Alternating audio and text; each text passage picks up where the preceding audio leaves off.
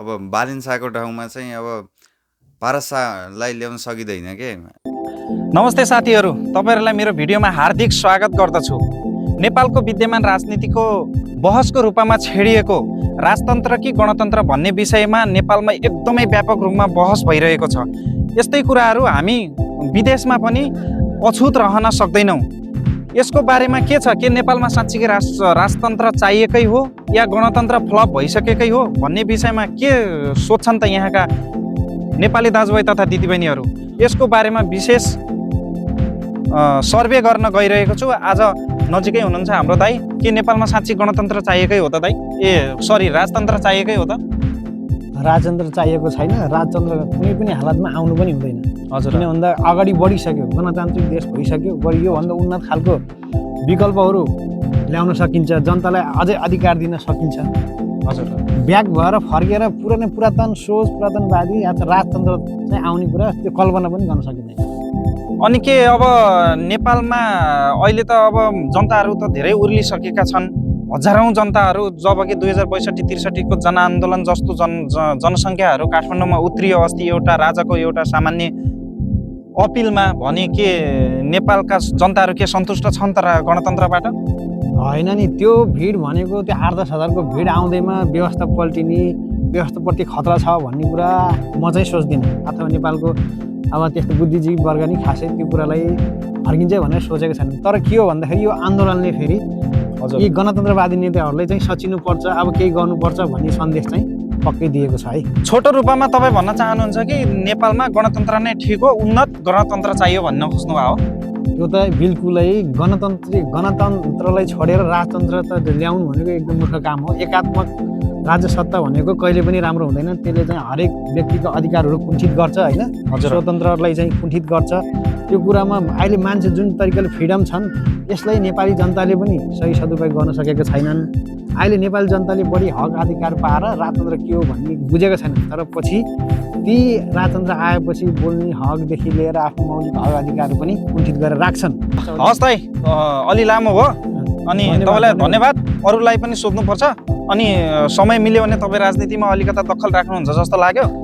समय मिल्यो भने चाहिँ तपाईँको एउटा फुल इन्टरभ्यू लिने प्रयास गर्ने नै छु। अहिलेको लागि बिदा हुन्छु है, धन्यवाद। हस् त, धन्यवाद। ल भाइलाई पनि धन्यवाद। ल सर, तपाईँलाई म हार्दिक स्वागत गर्दछु। नेपालमा गणतन्त्र कि राजतन्त्र, तपाईँको छोटो मिठो तरिकाले भन्नुहोस्। तपाईँलाई चाहिँ के लाग्छ? यो प्रश्न चाहिँ म तपाईँलाई नै गर्न खोजेँ कि भोलि तपाईँको छोरोले चाहिँ राम्रो गर्यो भने गणतन्त्रमा चाहिँ तपाईँको छोरो देशको प्रधानमन्त्री राष्ट्रपति बन्न सक्छ। तर राजतन्त्रमा चाहिँ को चाहिँ बन्छ?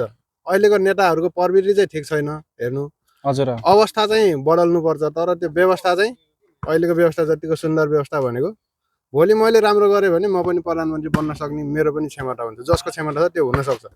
त्यही भएर गणतन्त्र जतिको सुन्दर व्यवस्था अरू कुनै पनि छैन। अनि अहिले नेपालमा एकदम बहसको रूपमा छेडिएको छ, जनताहरू त्यस आइरहेका छन्। के उनीहरू के चाहन्छन्? यो भनेको एउटा आक्रोश हो। आक्रोश अहिलेको अवस्थामा जति पनि नेताहरू छन् नि, उनीहरूले काम गर्न नसकेर उनीहरूको कार्यप्रति असन्तुष्टि भएको भएर एकदमै त्यो वितृष्णा जागेको भएर अब अरू देशहरू मान्छे अब विश्वभरि छरिसके।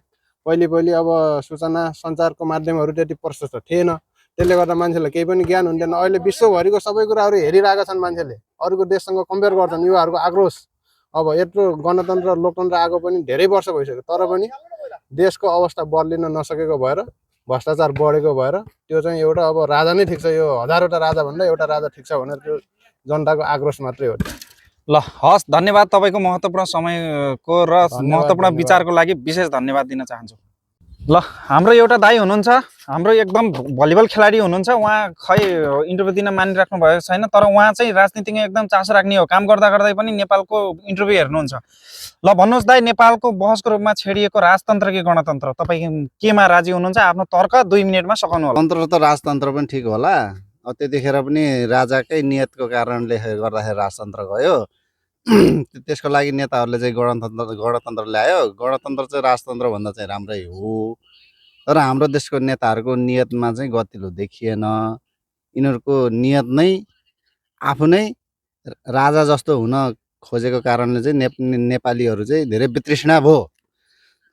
त्यस कारणले चाहिँ अहिलेको फेरि यो राजतन्त्रको हुलमा चाहिँ जनताहरू मिसिन गएको छ। र अब पनि अझै नेताहरू सुध्रियो भने चाहिँ गणतन्त्र नै ठिक हो भन्ने ठिक चाहिँ हो मेरो नि। धारणा हो। ल अन्तिममा तपाईँको धारणा र महत्त्वपूर्ण विचारको लागि र समयको लागि विशेष धन्यवाद दाजु। अहिलेको लागि धन्यवाद मलाई पनि यो बोल्ने आफ्नो तर्क दिने अवसर दिनुभयो यसको लागि चाहिँ हमाल युट्युब च्यानललाई पनि धेरै धेरै धन्यवाद। ल विद्यमान बहसको रूपमा छेडिएको राजतन्त्र कि गणतन्त्र हजुरको राय एकदम छोटो तरिकाले महत्त्वपूर्ण तरिकाले बताइदिन हुन हार्दिक अनुरोध गर्दछु दाइ। धन्यवाद मेरो मत राख्न दिनुभएकोमा। म चाहिँ राजतन्त्रभन्दा पनि गणतन्त्रको पक्षमा छु। अब अहिले राजनीतिमा भएको अलिक वितृष्णाको कारणले चाहिँ जति पनि घटनाहरू भइरहेका छन् त्यो राजनीतिक वितृष्णा र नेताहरूमा हुनुपर्ने इमान्दारिता नभएर चाहिँ यस्तो भइरहेको छ भन्ने मेरो बुझाइ हो। र सबैमा इमान्दारिता हुन पर्यो, सच्चा राजनीति गर्नु पर्यो र व्यवस्था चाहिँ गलत छ भन्ने लाग्दैन। धन्यवाद। ल हस् धन्यवाद दाजु महत्त्वपूर्ण समयको लागि र विचारको लागि। म चाहिँ क्लियरली भन्दाखेरि गणतन्त्रकै पक्षमा छु। अहिलेका अब यी ठुला नेताहरू अथवा अहिलेका राजनीतिक दलहरूले गलत गरे भन्दैमा गणतन्त्रको विकल्प राजतन्त्र खोज्न चाहिँ म लाग्दिनँ। मेरो विचारमा चाहिँ बरु यिनी नेताहरूलाई ठेगान लगाउनको लागि भए पनि अबका नयाँ युवाहरूले चाहिँ सकारात्मक सोचले नयाँ पार्टीलाई बहुमत दिएर यिनीहरूलाई अब साइड लगाएर अब यो संविधानलाई नै परिमार्जन गरेर प्रत्यक्ष निर्वाचित कार्यकारी प्रमुखमा जाने बाटो अँगाल्यो भने चाहिँ ठिक हुन्छ जस्तो लाग्छ मलाई चाहिँ। गणतन्त्रको ठाउँमा चाहिँ राजतन्त्र ल्याउनु हुँदैन।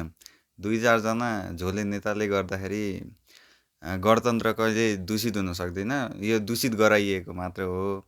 बरु त्यो झोले नेताहरूको ठाउँमा चाहिँ नयाँ अनुहार आयो भने चाहिँ गणतन्त्र नयाँ पार्टी नयाँ अनुहारहरू जस्तै अब बालिन शाहको ठाउँमा चाहिँ अब पारस शाहलाई ल्याउन सकिँदैन के। अब हर्का साङपाङको ठाउँमा उसको विकल्पमा पारस शाह कहिले हुन कहिले हुन आज मैले सर्वे गरेको थिएँ।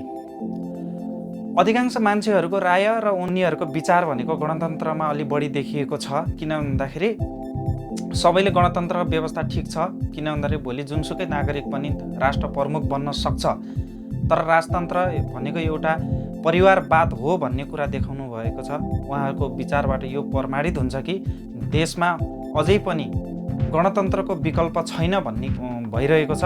र मेरो व्यक्तिगत तर्फबाट पनि गणतन्त्र नै मलाई उचित लाग्दछ। किनभने उन्नत गणतन्त्र भयो भने देश सजिलै परिवर्तन विकास हुन सक्छ। आउन लागेको राजतन्त्रले के छ त उसको एजेन्डाहरू के सेन्टिमेन्टमा मात्रै राजनीति गरेर त हुँदैन। देश समृद्ध बनाउनको लागि उसँग देश अगाडि बढाउनको लागि देशको विकास गर्नको लागि त केही किसिमको एउटा योजना हुनुपर्छ। त्यो योजना देखिँदैन। त्यति मात्रै हो कि गणतन्त्रमा भएको अहिलेको अलिकता विकृति र ठुला नेताहरूले गरेको यो कुशासनको एउटा फाइदा उठाएर 3 करोड नेपाली जनताहरूको हक अधिकारलाई कुण्ठित गरेर देशलाई फेरि त्यही एकात्मक शासनतिर लैजाने जुन कुचेष्टा हुँदैछ त्यसको पनि म विरोध गर्न चाहन्छु। र गणतन्त्र ठिक छ, तपाईँहरूलाई मन पर्दैन भने केपी ओलीलाई भोट नहाल्नुहोस्, एमालेलाई भोट नहाल्नुहोस्, त्यसको विकल्प अरू कुनै पार्टीलाई भोट हालेर कुनै पनि नागरिकलाई तपाईँहरूले भोट हालेर जिताउन सक्नुहुन्छ। तर एकात्मक राज्य व्यवस्थाले कहिल्यै पनि देशलाई शान्ति हुन सक्दैन। किनभने 240 वर्ष शासनले दलित, महिला, जनजाति विभिन्न किसिमको मान्छेहरूलाई कुण्ठित गरेर राख्दाखेरि अहिलेको नेपालमा विभिन्न किसिमको फाटो आइसकेको छ। विभिन्न किसिमको मान्छेहरू जातीय दङ्गादेखि लिएर मान्छेहरू एउटा ब्राह्मण जाति देख्ने बित्तिकै मान्छेहरूले एउटा घृणा गर्ने, क्षेत्री देख्ने बित्तिकै कुनै मान्छेहरूले घृणा गर्ने अवस्था किन सिर्जना भयो त? त्यो एकात्मक राज्य व्यवस्था र एउटा एकात्मक जाति व्यवस्थाले गर्दाखेरि नेपालमा यस्तो भएको हो। यो कुरालाई दोहोरिन नदिनको लागि एकात्मक राज्य व्यवस्थाले भोलिको दिनमा हाम्रो देशमा फेरि द्वन्द्वको भुमरीमा फसाउँछ नफसाउला भन्न चाहिँ सकिन्न भन्ने कुरा मेरो पनि तर्क राख्दै तपाईँहरूको राय के कस्तो छ आफ्नो राय कमेन्टमा गर्नुहोला भन्दै म यो भिडियोलाई यहीँ टुङ्ग्याउँछु। नमस्ते।